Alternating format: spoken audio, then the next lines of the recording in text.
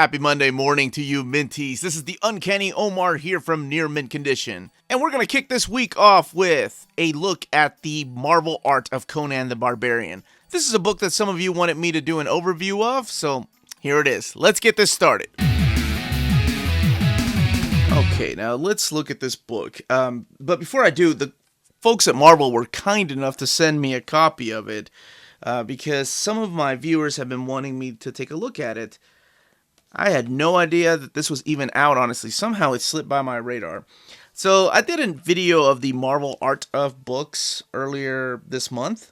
This book is actually the same dimensions as those. So actually, let's do that really quick. Let's measure it. So we are looking at 8 3/4 inches long and right at 11 1/8 inches tall. Let's do a little size comparison because I know some of you all don't use inches, which is completely fine, of course. So here it is compared to a trade paperback. The size of an omnibus, as you can tell, it's as tall and longer than an omnibus. And to the size of one of the art of. And honestly, it's probably the same dimensions as those, except it's actually thicker than this book right here, than the monograph editions. Just because of the backboard there. Makes it look a little bit taller. Whereas these range in price from $19.99, but they're also about 90-something pages. This book right here is $50 retail price. And it has right about 220 pages. So let's look at it. Here we have it without the dust jacket. I love that image. And then it's got a black spine without the dust jacket. Okay, let's do a real quick glance at it without giving too much away. There's the classic Barry Windsor Smith opening shot. There is an introduction by Roy Thomas, who was the original writer on the ongoing Marvel series and the Savage Sword of Conan for many years, like I want to say 10 years. Here's artwork by John Bousema. So it looks like what it is. It's very similar to those monograph books that we are looking at the internal pages of the books, and then, yes, unused. Oh, that's really cool. Unused artwork and original pencils. Unused covers. Let's keep digging through here. The original process of the covers and what they had to change. And the story as to why they had to change it. So we've seen most of this stuff already in the pages of the first omnibus.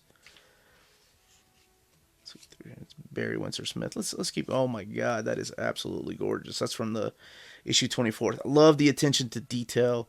I mean, I talk about Kentaro Miura's Berserk having so much details in these pages, but I mean, it all really goes back to this, right? It goes back to books like Conan. And me never having read Conan, I'm reading it for the first time through my Omnis. I'm skipping a few pages, by the way. It's been an amazing ride. The only Conan I had read previously to that first omnibus from Marvel was the Conan from Dark Horse. I did read all that stuff. Alright, now we're getting to the pages of the stuff that has not been collected in omnibus format. When you had John Bousema and Gil Kane eventually taking over the book. Speaking of Gil Kane. More Red Sonja. The more I see Red Sonja, the more it saddens me that we can't reprint her issues within the pages of the Omnis. Man, that is so badass. Gorgeous. So it's nice to see these pictures here because we don't have an omnibus of these yet. I'm hoping that the sales of Conan keep going so we continue with this. Love seeing uncolored pages. And I love reading the stories too within the story, right? Like the behind the scenes. That's one of my favorite things to look at when I look at books. I wonder if they'll have any of the King Conan, because I don't see any Savage Sword of Conan yet.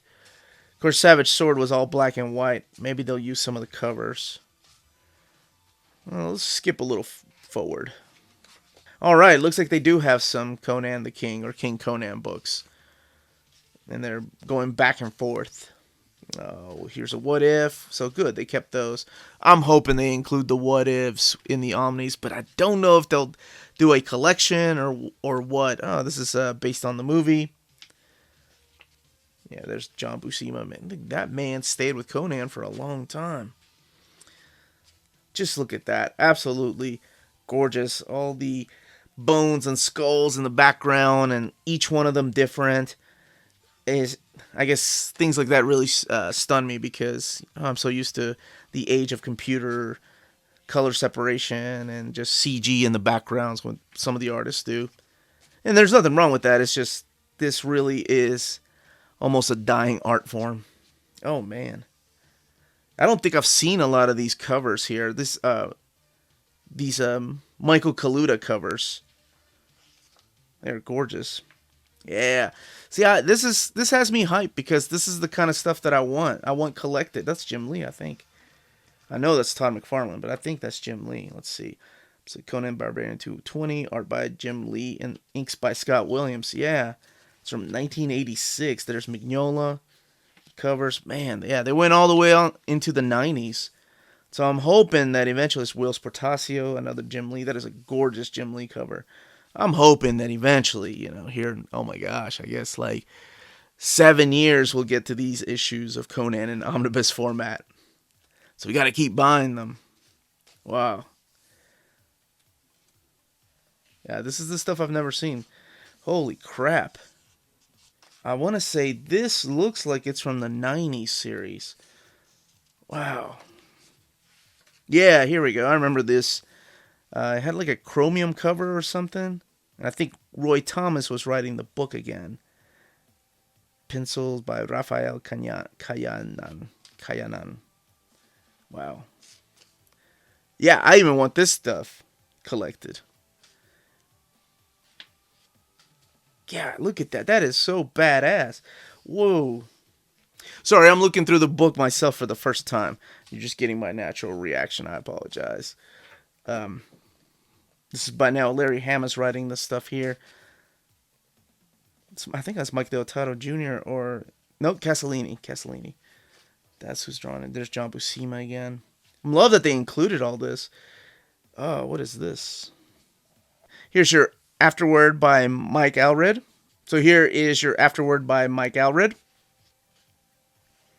It's a couple of pages. So what it looks to be is the inside of the books themselves. Some unused covers, some uninked pages, some uncolored pages. So it's nice to see them doing this because it gives me hope that they're going to continue making these Conan omnis. Yeah, so it's really nice to see the behind the scenes. I myself, when I look at art books, one of my favorite things is the stories behind the scenes, like why they had to change a certain cover, why they changed. Oh, there's King Conan #1. Good. Yeah, so they have been putting them in here. But yeah, I didn't see any Savage Sword in here. It doesn't look like they include any. That's Michael Golden. That's cool. It doesn't look like they include any like posters or pinups or promotional artwork. It looks like they just stick to the comic books, kind of like the art of books that you all saw me do an overview of before. Here's something else I enjoy. I love looking at the process of the covers, like how it starts off as a thumbnail sketch sometimes and then evolves into something else, or how they got this effect right here. It's very cool. As if I needed to show you what that looked like, because the book, as you all saw, laid over really well as I turned the pages, no matter where I was. And that was it. That was the contents of the book and what the layout is like.